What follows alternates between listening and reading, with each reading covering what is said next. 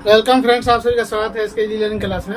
मैं सनी कुमार आप सभी का स्वागत करता हूं। जैसा कि आप लोग जान रहे हैं कि आप सभी को क्लास 9 का चैप्टर 1.6 तक पूरा कंप्लीट करा दिया गया है और मैं आज आप सभी को इस वीडियो में 2.1 से पहले कुछ बेसिक नॉलेज आपको बताएंगे, क्योंकि जब तक आप लोग 2.1 का बेसिक नॉलेज नहीं जान लेते हैं तो हमें नहीं लगता है कि आप आगे कुछ सीख पाइएगा और समझ पाइएगा, क्योंकि मैथ पढ़ने से ज़्यादा समझना जरूरी होता है। मैं बार बार कहता हूँ कि पहले मैथ को आप समझ लीजिए, तो जब समझ लीजिएगा तो उसको बनाने में कोई ज़्यादा तोल नहीं होता है और उसको सिंपली बन जाता है। और वो नहीं देखे वीडियो तो जाके वो वीडियो देखें और समझें और अपना लेसन को कंप्लीट करें।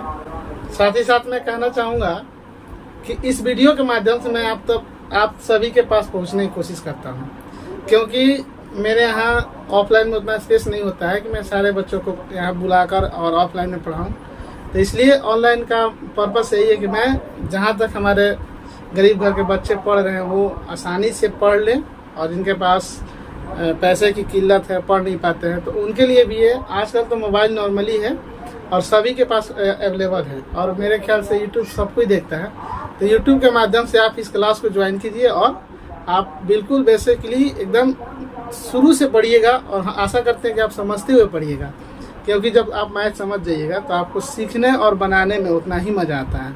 2.1 के पहले जो बेसिक नॉलेज है, जैसे कि इस चैप्टर से ही रिलेटेड है, तो उसको हम लोग पहले सीखेंगे, समझेंगे, और साथ ही साथ चाहेंगे कि अगर जहाँ समझ में नहीं आ रहा आप वहाँ कमेंट कीजिए, ताकि मैं आप सभी को कमेंट में उसको बता भी दूँ। तो चलिए बिना देर किए इस वीडियो को स्टार्ट करते हैं।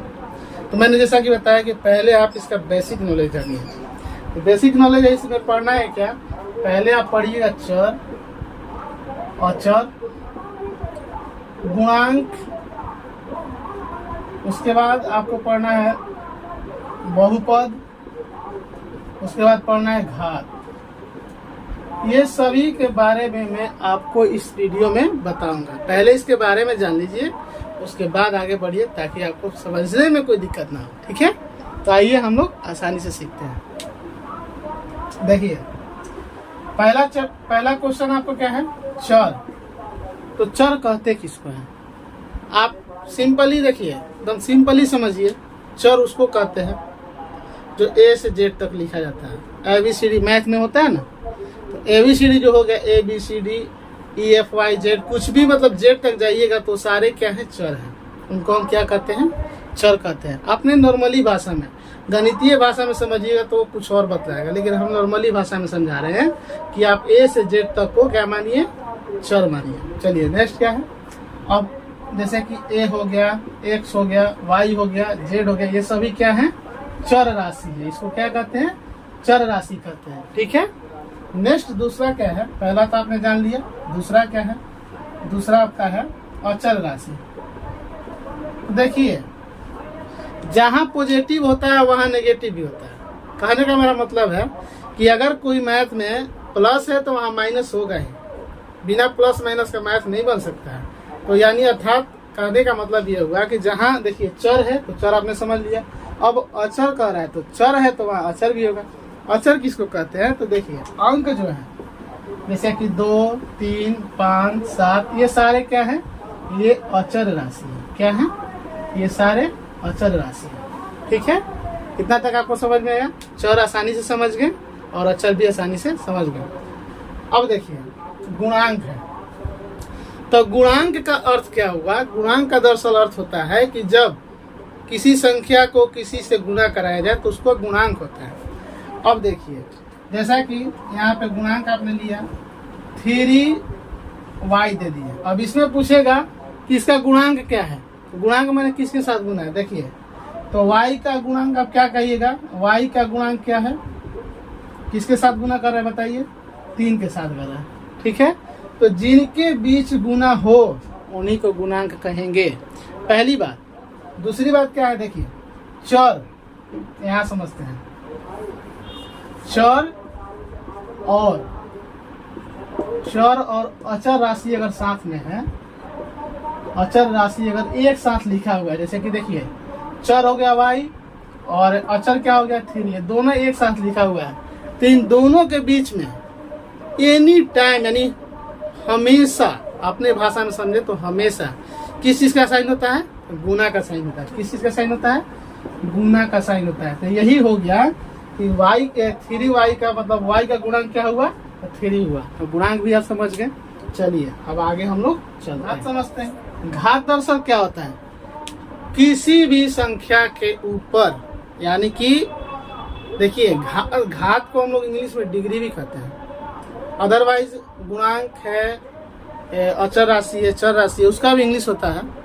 बट देखिए सिंपल सा फंडामेंटल है, हम जो जानते हैं वही आपको बता सकते हैं। हम एक्स्ट्रा बोल नहीं सकते हैं, क्योंकि यथाशक्ति तथा भक्ति, ठीक है। हम जितना जानते हैं उतना ही आपको बताएंगे।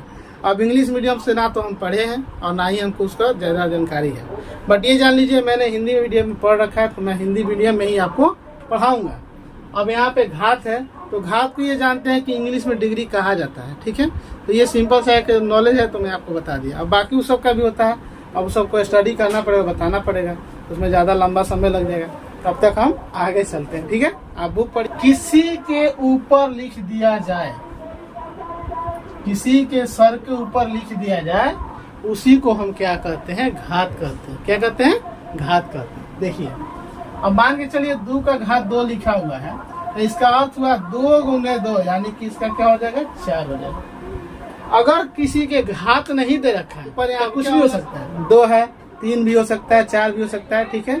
लेकिन ये जान लीजिए क्लास 8 से लेकर 9, 10 तक आपको केवल घात 3 तक ही पढ़ना है। 3 और 4 ये आपको बताएगा। उससे आगे जाइएगा तो आपको कंपटीशन लेवल ये सब में मिलेगा। बट अभी 10वां क्लास तक स्क्वायर तक जानिएगा, साथ ही साथ क्यू तक जानिएगा, 4 तक जाइएगा, ठीक है।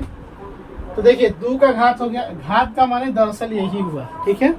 अब मान के चलिए कि सर एक और बात बताइए, मान के चलिए हम लिख दिए 5, अब इसके सर पे कुछ नहीं है, तो क्या सर जब इसके ऊपर नहीं है तो क्या इसके ऊपर घात नहीं है? नहीं, ऐसा नहीं होता है, ये बिल्कुल गलत। यहाँ पे ये 5 लिखे हैं तो इसका कुछ ना कुछ अस्तित्व है, और इसके सर पे कुछ ना कुछ होगा। स्क्वायर नहीं दिया है तो क्या इसका हमेशा 1 होगा। क्या होगा? 1 होगा। 1 में किसी भी संख्या से गुना करा लो उतना ही होता है, ठीक है। अब देखिए मान के चलिए यहाँ 6 लिख दिए, 6 के घात 1 लिख दिए, तो उसको क्या कहा जा सकता है? बिल्कुल 6 लिखा है सर, ठीक है। चलिए नेक्स्ट क्वेश्चन। और ये तो घात समझ गए। अब बहुपद क्या होता है? बहुपद आपको बताते हैं। बहुपद दरअसल वो चीज है जिसमें एक से ज्यादा पद होता है, उसी को हम बहुपद कहेंगे। सर तो पद आपने बताया नहीं। अच्छा पद ही बता देते हैं। देखिए पद क्या होता है? जब पद दरअसल क्या होता है, इस तरह से हो जाएगा। जब एक साथ मिलाकर लिखा जाए तो क्या होगा? पद होगा। अगर यहाँ पे y है, इस तरह से है, तो ये एक पद हो गया, ये भी एक पद हो गया, ठीक है। तो पद मतलब मिलाकर बनाया जाता है, ठीक है। इस तरह से x और y को मिलाकर लिखिए या अंक लिखिए, वो क्या होता है? एक पद हो गया। पद के बाद आपको क्या बताना है? बहुपद। पद के बाद क्या बताना है? बहुपद। तो पद जैसे कि एगो हो गया, इस तरह से। अब बहुपद कह रहा है, बहुत यानी कि इसमें पहले ही बहुत लगा है, बहु लगा है ना पहले, तो बहु माने अधिक होता है। तो यानी कि एक पद है तो इससे ज्यादा लगा लीजिए, 3x 4y 5, इस तरह से क्या 1 2 3, ये क्या हो गया? ये बहुपद हो गया। समझ में आ रहा है? चलिए अच्छी बात है, और आप सबका कमेंट भी अच्छा आ रहा है। चलिए ठीक है। हम लोग अब इतना समझने के बाद ये तो जान गए कि बहुपद किसे कहते हैं, चर किसे कहते हैं, अचर किसे कहते हैं, पद किसे कहते हैं, ठीक है। तो अब हम लोग जानेंगे इसमें बहुपद के 3 रूप होता है, उसको भी जान लीजिए। देखिए बहुपद के 3 रूप होता है। बहुपद का 3 रूप होगा, 3 रूप होता है। प्यारे बच्चों आप लोग ये जान लीजिए, जितना इंटरेस्ट लेकर पढ़िएगा, हंसते हंसते पढ़िएगा, समझ के पढ़िएगा तो पढ़ाई और अच्छा होगा, ग्रो कीजिएगा। टेंशन में पढ़िएगा ना, कभी सीख नहीं पाइएगा। देखिए क्या होता है। बहुपद 3 तरह के होते हैं। कौन कौन? पहला होता है रैखिक बहुपद। क्या होता है? रैखिक बहुपद। बहुपद। दूसरा क्या होता है? द्विघात बहुपद। द्विघात बहुपद। तीसरा क्या होता है? त्रिघात बहुपद। त्रिघात बहुपद। चलिए ये 3 चीज होता है। चर सीख लिए, अचर सीख लिए, पद सीख लिए, बहुपद सीख लिए, घात सीख लिए। इसको रैखिक समीकरण भी बोल सकते हैं, रैखिक बहुपद भी बोल सकते हैं, रैखिक द्विघात बहुपद बोलते हैं, त्रिघात बहुपद समीकरण भी बोल सकते हैं, कोई दिक्कत नहीं है। अब देखिए सर, तो बताइए रैखिक बहुपद या समीकरण कैसे होगा? तो रैखिक का मतलब हुआ सीधे सीधे, जिसमें कुछ ना हो। ठीक है, अब देखिए यहाँ 5x + 4y 3 क्या हुआ? क्या हुआ बताइए? रैखिक बहुपद हुआ। क्यों? क्योंकि देखिए यहाँ पे स्क्वायर नहीं है। अच्छा यहाँ x रख लेते हैं, चलिए x रख लिया, तो ये क्या हो गया? ये रैखिक बहुपद हो गया। यहाँ भी x, यहाँ भी x, यहाँ कुछ नहीं है, बहुपद है। बहुपद है, देखिए 1 पद, 2 पद और 3 पद। लेकिन इसमें क्या है? ये सिंपल लिखा हुआ है, ऐसे कोई घात है नहीं है, तो क्या हो गया? रैखिक बहुपद हुआ। चलिए दूसरा हम करते हैं। रैखिक के बाद क्या होगा? द्विघात बहुपद। द्विघात बहुपद। दूसरा क्या हो जाएगा? द्विघात बहुपद। देखिए द्विघात बहुपद क्या होगा? 5x² + 3y² + 6। ठीक है, यहाँ क्या है? 2 है, यहाँ क्या है? 2 है, यानी ये स्क्वायर है, तो स्क्वायर लग गया तो क्या हो गया? द्विघात हो गया। क्या हो गया? द्विघात हो गया। जस्ट तीसरा ले लीजिए, इसी का त्रिघात कह देगा, त्रिघात कहेगा, त्रिघात बहुपद। तो त्रिघात बहुपद में क्या होता है? त्रिघात बहुपद में होगा, देखिए 5x के पावर 3 दे देगा इस तरह से, 3y के पावर 3 दे देगा इस तरह से दे देगा। तो ये केवल घात जिसमें चेंज करे, 3 लगा है तो त्रिघात, 2 लगा है तो 2 घात, सिंगल है तो रैखिक। क्लियर है? Any doubt? फिर से, जिसके सर पे कोई घात नहीं है उसको क्या कहेंगे? रैखिक समीकरण या रैखिक बहुपद कहेंगे। अगर जिसके सर पे स्क्वायर लग गया तो उसको क्या कहेंगे बच्चों? उसको कहेंगे द्विघात बहुपद। अगर किसी के सर पे लग गया 3, यानी कि क्यू कर लग गया, तो उसको क्या कहेंगे? त्रिघात बहुपद। इजीली समझ में आया, इसीलिए तो नाम रखे हैं SKG लर्निंग क्लास। ठीक है, चलिए नेक्स्ट क्वेश्चन की तरफ हम लोग चलते हैं। अब हम लोग यहाँ से क्या करेंगे कि अपना चैप्टर स्टार्ट करेंगे। चलिए अब चैप्टर का जो क्वेश्चन है वो खुद से बनाइए, वीडियो पोस्ट करके खुद से बनाइए, कौन क्या कर रहा है क्या नहीं कर रहा है। अगर नहीं बनता है तब आप वीडियो का सहयोग लीजिए, और अगर नहीं बनता है तो उसके लिए आप हमें कमेंट कीजिए, मैं आपको पर्सनली उसको बताऊंगा। ठीक है, अब क्वेश्चन जो है आपका बुक यहाँ है, और बुक का क्वेश्चन आप जान ही रहे हैं कि आपको मिलता है, आप नोट कर सकते हैं, यहाँ हम क्वेश्चन भी बोर्ड पे टाइप कर देते हैं। ठीक है, तो वीडियो पोस्ट करके आप लिख लीजिए। हिंदी आप नोट कर लीजिएगा, मैं यहाँ से क्वेश्चन लिख देता हूँ। 4x² - 3x + 7, 4x² - 3x + 7। ठीक है, दूसरा है y² + √2, y² + √2। तीसरा है 3 √t प्लस t √2, t √2। ठीक है ना, t √2। ये चौथा क्या है? चौथा है y + 2/y। पांचवा क्या है?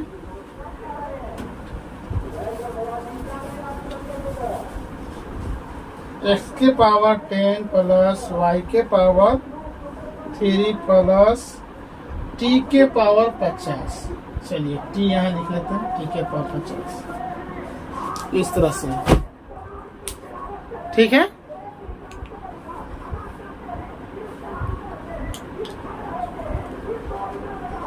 तो चलिए क्वेश्चन ये है, अब आप हमें बताइए क्या कह रहा है कि निम्नलिखित व्यंजकों में से कौन एक चर में बहुपद है और कौन कौन नहीं है, कारण सहित उत्तर दीजिए। तो चलिए अब बताइए तो कौन बहुपद है। अब बताइए तो क्या ये बहुपद है या नहीं? बिल्कुल है। तो लिखिए कि बहुपद है, बहुपद है। चलिए ये बताइए बहुपद है या नहीं है? बिल्कुल है। एक पद यहाँ है, एक पद यहाँ है, तो क्या हो गया?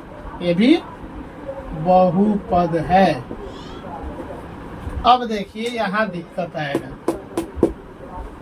√3√t plus √t√2। अब यहाँ पे आपको दिक्कत आने वाली है। पूछिए क्यों? इनके बीच में गुना का साइन होता है, यहाँ भी गुना का साइन होता है, लेकिन t का जो मान है वो तो कुछ भी आ सकता है। अब t का मान कुछ भी आएगा तो बहुपद कहता है कि t का जो मतलब पूर्ण रूप से मान आना चाहिए तभी वो बहुपद कहलाता है। ठीक है। तो इसको अगर कारण दिखाया जाए तो अगर हम इसको इस तरह से लिख सकते हैं, t का अपॉन 1/2 इस तरह से लिख सकते हैं, और t√2 इस तरह से लिख सकते हैं। तो जब देखो यहाँ पे 1/2 आया, इसका मतलब है कि ये पूर्ण नहीं है। जब पूर्ण नहीं हुआ यानी कि घात के रूप में नहीं आया तो ये क्या हुआ? बहुपद नहीं होगा। हमेशा घात क्या होता है? 1 होता है, लेकिन ये क्या आया? 1/2। ठीक है। तो ये क्या होगा? ये बहुपद नहीं होगा। क्या कहेंगे? बहुपद नहीं है, बहुपद नहीं है। ठीक है। नेक्स्ट क्या है? नेक्स्ट देखो, अब ये क्वेश्चन नंबर 4 क्यों बहुपद नहीं है मैं आपको बता रहा हूँ। देखिए यहाँ लिखा है 4 प्लस y प्लस 2/y। अब इसको जब ऊपर ले जाएंगे तो ये इस तरह से हो जाएगा, y प्लस y का -1/, इस तरह से 2 हो जाएगा। तो जब यहाँ माइनस आ गया, जब माइनस आ गया तो क्या हो गया? क्या कहता है कि जब किसी भी संख्या का घात पूर्ण रूप हो तभी वो बहुपद है। पूर्ण रूप से नहीं है ये, तो क्या कहेंगे? ये घात नहीं है। तो ये क्या कहेंगे? इसको क्या कहेंगे? लिख लेंगे ये बहुपद नहीं है, बहुपद नहीं है। अब देखिए ये रहा लास्ट, तो ये तो बहुपद एक तरह से है, लेकिन एक चर वाला बहुपद नहीं है। क्यों? देखिए यहाँ x है, यहाँ y है, यहाँ t है, ये तो बहुपद है, लेकिन क्या है? यह एक चर वाला बहुपद नहीं है। और यही बोल रहा है कि कारण से एक चर वाला बहुपद पूछ रहा है, तो हम लोग कहेंगे कि ये भी एक चर वाला बहुपद नहीं है। ये तो बहुपद है, बहुपद है, लेकिन ये तो पूर्ण संख्या है, लेकिन क्या है कि ये एक चर वाला नहीं है। एक चर यानी कि एक से एक रहता तो इसको कह देते कि ये बहुपद है, लेकिन ये क्या है? एक चर वाला नहीं है, इसलिए क्या कहेंगे? ये भी बहुपद जो है वो नहीं है, बहुपद नहीं है। तो आशा करते हैं कि आप सभी को ये वीडियो बहुत पसंद आया है और आप इस वीडियो के माध्यम से कुछ सीखे हैं। अगर ऐसा लगता है कि आप इस वीडियो के माध्यम से कुछ सीखे हैं तो आप इस वीडियो को लाइक कीजिए, अपने दोस्तों के साथ शेयर कीजिए, साथ ही साथ SKG लर्निंग क्लास के चैनल को सब्सक्राइब कर लीजिए और बेल आइकन भी दबा दीजिए, ताकि जो नोटिफिकेशन अगला वीडियो का जाए वो आप तक पहुंच पाए और आप क्लास को ज्वाइन कर पाइए। मिलते हैं इसी चैप्टर के नेक्स्ट वीडियो में, तब तक के लिए जय हिंद।